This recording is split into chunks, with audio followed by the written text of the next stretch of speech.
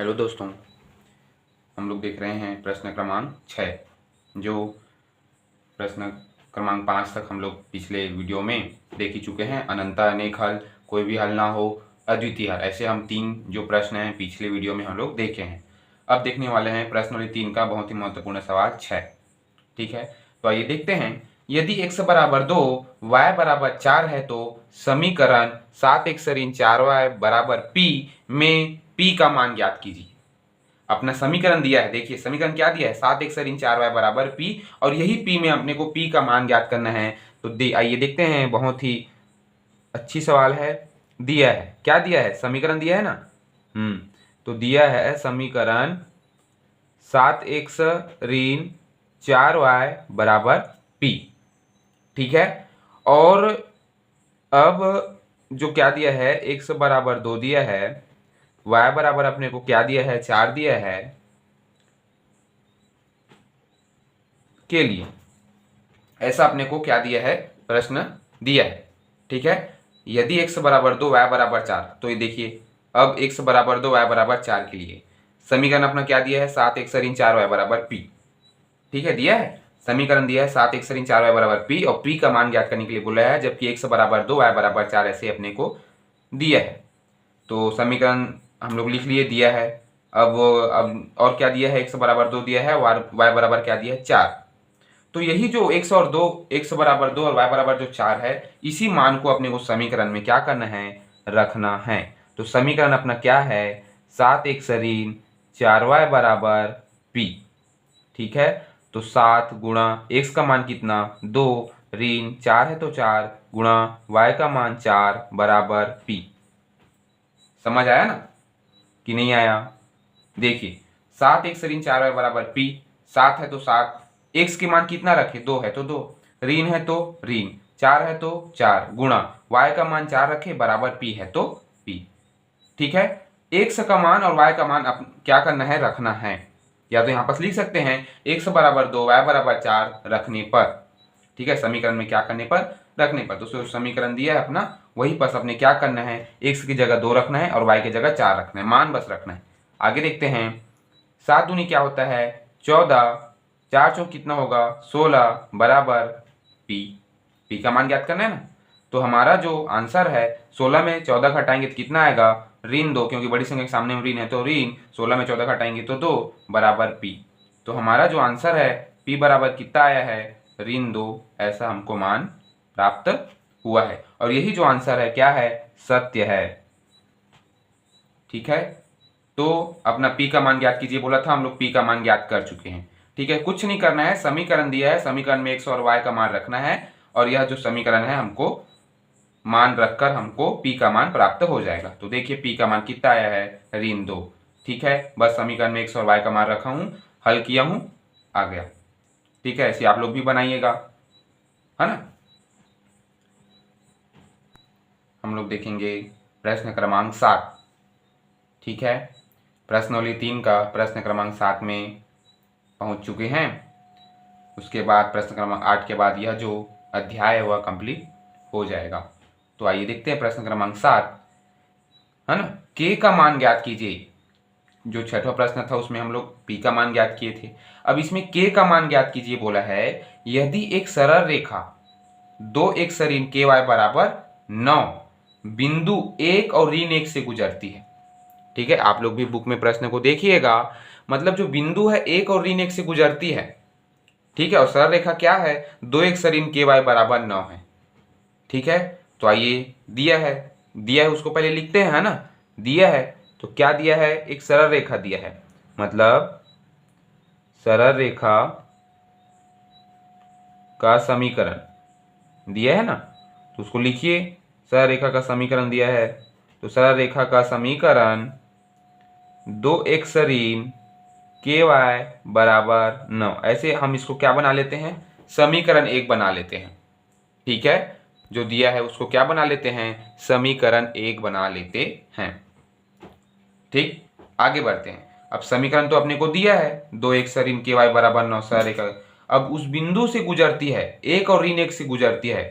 ठीक है, उस सरल रेखा के जो समीकरण है उसमें बिंदु 1 और ऋण 1 से गुजरती है, तो यह क्या है, गुजरती है वो, वो एक बिंदु है रेखा की, है ना।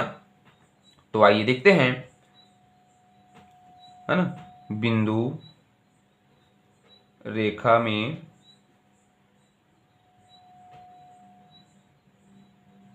एक और ऋण एक से क्या करती है,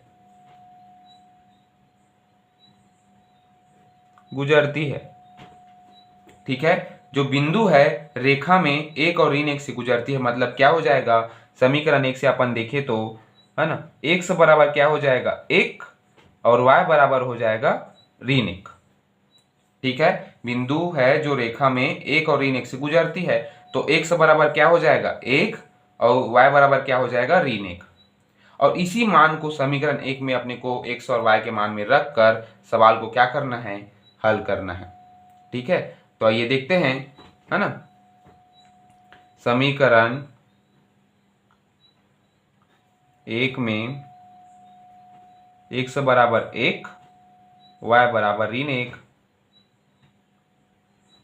रखने पर, ठीक है, समझ आया ना। मतलब जो सरल रेखा एक समीकरण दिया अपने को, और उस रेखा से बिंदु में क्या क्या गुजरती है, एक और ऋण एक गुजरती है बिंदु में, है ना। मतलब जो रेखा है बिंदु एक और ऋण एक से क्या होती है, गुजरती है ना। तो ऋण एक और ऋण एक से गुजरती है बिंदु से रेखा, तो यही जो है x बराबर क्या हो जाएगा, एक हो जाएगा, गुजरती है इसलिए, और जो y बराबर हो जाएगा ऋण एक हो जाएगा, दोनों से गुजर रही है ना। तो x बराबर एक और y बराबर ऋण एक अपने को क्या करना है, मान लेना है। और यही मान जो है x बराबर एक और y बराबर ऋण एक, और इसी मान को समीकरण एक में क्या रखना है, अपने को मान को रख कर सवाल को हल करेंगे तो हमें k का मान प्राप्त हो जाएगा। तो आइए देखते हैं समीकरण एक में x बराबर एक, y बराबर ऋण एक रखने पर, तो समीकरण एक अपना क्या दिख रहा है, 2x ऋण ky बराबर 9। ठीक है, तो 2 का 2, x का मान 1, ऋण है तो ऋण, k का मान k गुणा y का मान कितना है जी, ऋण 1 बराबर 9। ठीक है, मान बस रखा हूं, 2 का 2, x की जगह क्या है, 1, तो 1 रखा हूं, गुणा है तो गुणा, ऋण है तो ऋण, k है तो k, यहाँ गुणा है तो गुणा, y का मान ऋण 1 है तो ऋण 1 बराबर 9 है तो। ठीक है, यहाँ पर कुछ नहीं, मतलब गुणा रहता है। ठीक है, अब आगे देखते हैं, 2 एकम 2, ऋण है तो ऋण, लेकिन k और यहाँ पर देखिए ऋण k और ऋण 1, ठीक है, ये 2 एकम 2 हुआ इधर अलग। अब यहाँ देखिए ऋण k है गुणा ऋण 1 है, तो ऋण ऋण क्या हो जाएगा, धन हो जाएगा, k एकम क्या हो जाएगा, k हो जाएगा बराबर 9। ठीक है, समझ आए ना, ऋण ऋण क्या हो जाएगा, धन, और k एकम k, है ना, और 9 है तो 9।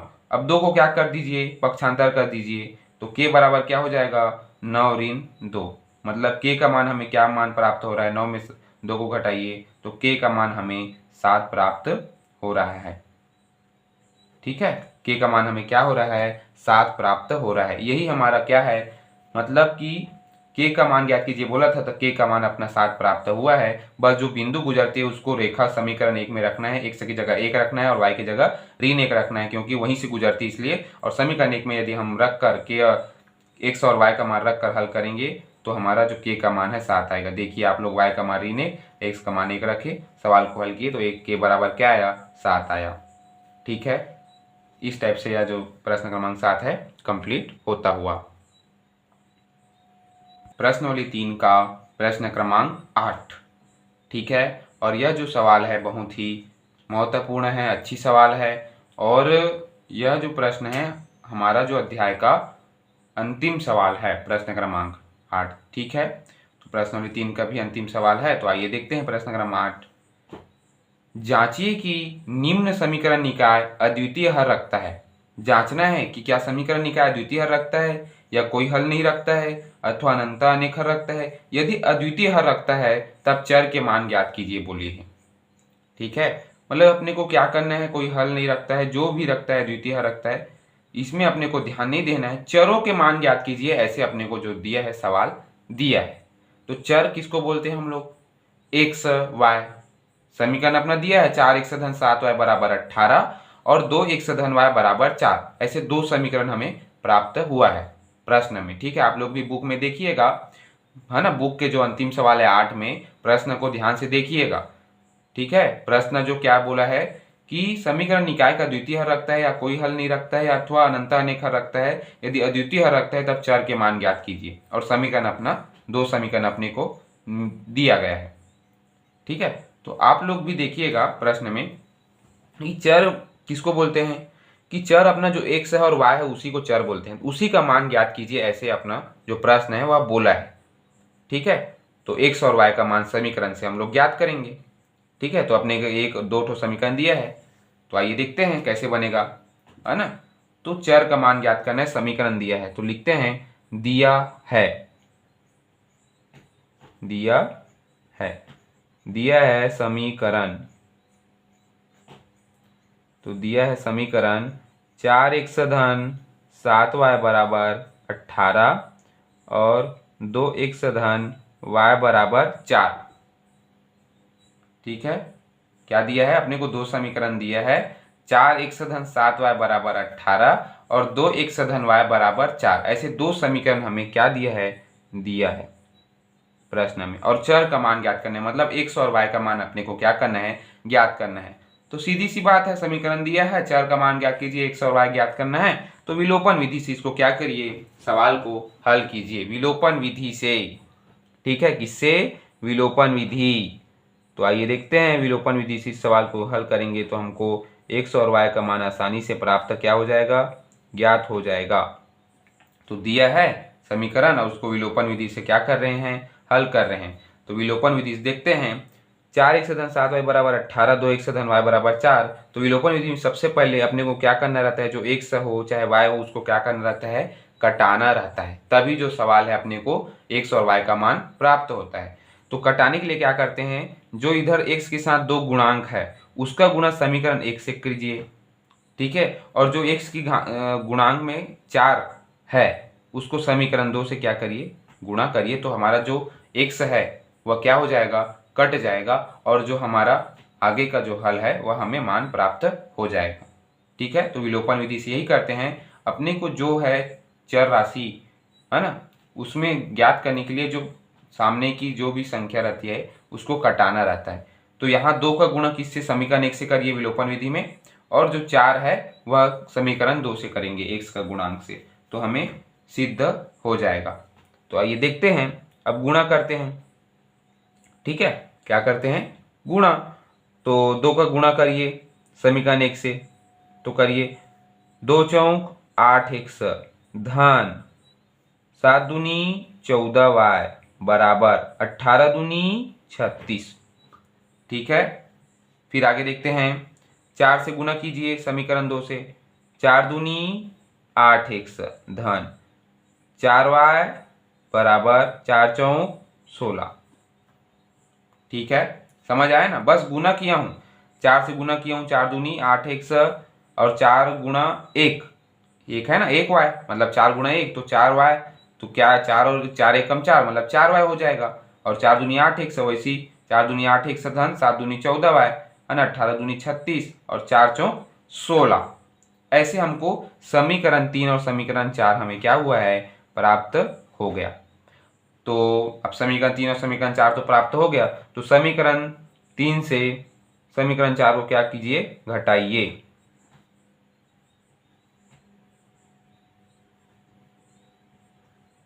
समीकरण 3 से समीकरण 4 को घटाने पर, तो समीकरण 3 क्या है अपना, 8x धन 14y बराबर 36 और 8x धन 4y बराबर 16। ठीक है, समझ आया ना, घटाना है तो चिन्ह क्या हो जाएगा, परिवर्तन हो जाएगा, धन है क्या हो जाएगा, ऋण, यहाँ ऋण होगा, यहाँ तो धन है तो ऋण हो जाएगा। ठीक है, यहाँ समझ आया ना, जो सामने की जो संख्या रहती है उसको क्या करना रहता है, अपने को गुण कटाना रहता है। तो क्या करते हैं हम लोग, समीकरण 1 और 2 से गुणांक जो x की गुणांक रहता है उसमें क्या कर देते हैं, गुणा कर देते हैं विलोपन विधि में। तो हम लोग विलोपन विधि के माध्यम से क्या किए, गुणांक के साथ समीकरण 1 और 2 में गुणा किए, तो हमें समीकरण 3 और समीकरण 4 प्राप्त हुआ। इसको घटाएंगे तो 8x और 8x में घटेगा तो क्या हो जाएगा, कैंसल हो जाएगा। देखिए ये 8x धन में है और ये घटा रहे हैं 8x को ऋण में, तो क्या हो जाएगा, कैंसल मतलब 0। यहाँ हम 14y दिख रहा है, यहाँ ऋण 4y दिख रहा है, यहाँ धन 4y था, लेकिन जब घटाएंगे तो परिवर्तन हो जाएगा चिन्ह, है ना, तो ऋण हो जाएगा। तो 14y में ऋण 4y को घटाइए तो कितना आएगा, है ना, 10 में 4 घटाओ 10 वाया हो जाएगा, और 36 में ऋण 16, तो 36 में 16 घटाओ कितना आ जाएगा 20, तो y बराबर 20/10, तो y का मान हमें 2 प्राप्त हो गया। 10 से भाग देंगे 20 को तो कितना आएगा, y का मान 2 आएगा। ठीक है, y का मान 2, तो हमें y का मान तो ज्ञात हो गया।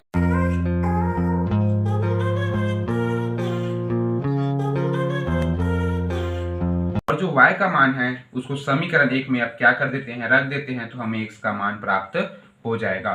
तो आइए देखते हैं, समीकरण 1 में y बराबर 2 रखने पर, ठीक है, समीकरण 1 में y बराबर 2 रखने पर, तो समीकरण 1 अपने को क्या दिख रहा है, 4x धन 7y बराबर 18 दिख रहा है।